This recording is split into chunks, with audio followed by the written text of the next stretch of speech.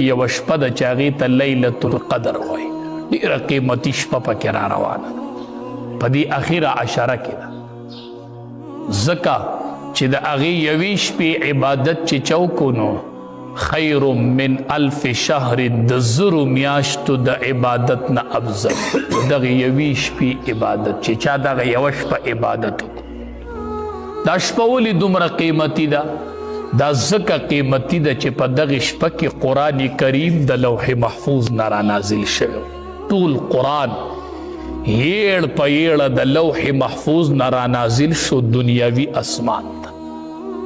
نو په دې شپه کې قرآن راغلی او ځکه دا شپه ډېره قیمتي ده، ډېره د قدر شپه ده، ډېره قیمتي شپه ده. دا لیلة القدر ډېره مبارکه او قیمتي شپه ده، د قرآن کریم د نزول شپه ده.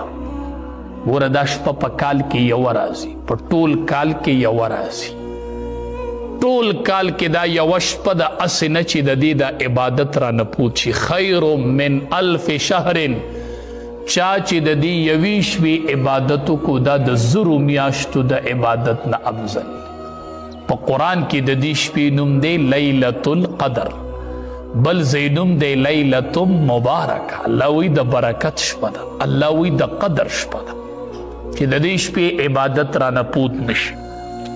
او د دې شپې د موندلو دپاره بهترین عمل چې دی هغه اعتکاف دی، چې کله سړی اعتکاف ته کي. معتکف نه دا شپه نشي خطا کېدلی. معتکف چې اعتکاف ته کېناست نو د لیلة القدر شپه یې وموندله.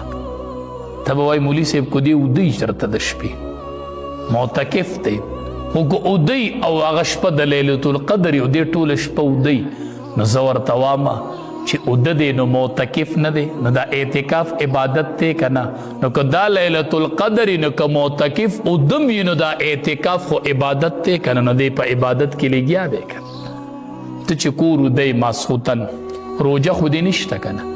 روجهدار چې اودی نو عبادت دی، نو ستا خو روجه نه ده که نه؟ کوجه دی ده، نو ته خو عبادت گزار نه. یو معتکف چې اوده دی نو دی په حالت د اعتکاف کې اوده دی. اعتکاف خو یوازې د ورځې نه دی که نه، د شپې هم اعتکاف دی. نو معتکف چې اوده دی نو په حالت د اعتکاف کې دی، اعتکاف عبادت دی. لکه دا لیلة القدر نو دی پکې عبادت گزار شمار شو. د معتکف نه دا شپه نه خطا کېږي. عبداللہ ابن عمر رضی اللہ عنہما فرمائی کان رسول اللہ صلی اللہ علیہ وسلم او د دواړو جهانو سردار یعتکف العشر الاواخر من رمضان.